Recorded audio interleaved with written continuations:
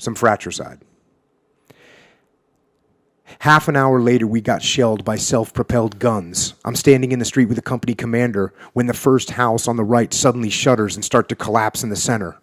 A huge split spreads down from the 9th floor. Balconies, girders, and floor supports spew out and seem to hover in the air, turn over, and then drive themselves into the ground with a thud. Small debris scatters into the yard after the heavy blocks.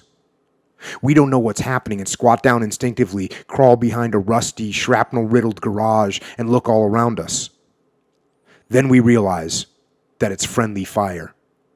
The company commander fumbles for the headphone of the radio on my back and starts to call the battalion commander.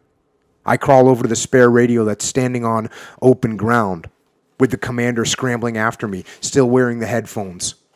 One after the other, him standing over my head and me crouched between his legs, we shout into the mouthpiece for them to cease firing.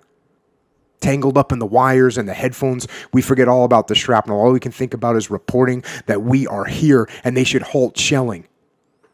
That we must stop them from hitting our guys.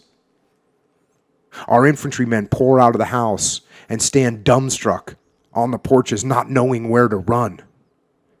Huge 150 millimeter shells weighing more than 60 pounds roar through the air above us and blow up the upper floors. One blast erupts, a whole vertical section of the building vanishes, leaving just rusty steel entrails jutting from the shattered walls. Another shell flies down the middle of the yard and hits the house on the left before it explodes. Time loses meaning. We lie behind the garage, pressing ourselves into the snow. How long this lasts, I have no idea. Finally, it's over, with 2 seriously wounded. The shell that flew down the middle of the yard exploded right inside their headquarters while 2 men were there. The leg in one side of them was blown to pieces, and the other had both legs torn off. Again, we run the wounded to the carrier on stretchers and load them inside. Again, they make no sound, except for when one opens his eyes and says quietly, "Get my leg." Saiji picks up the severed remnants of the leg and carries it up along beside the stretcher.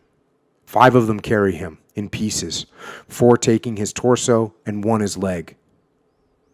They load him into the carrier. The limb is placed inside behind him. The other wounded man dies.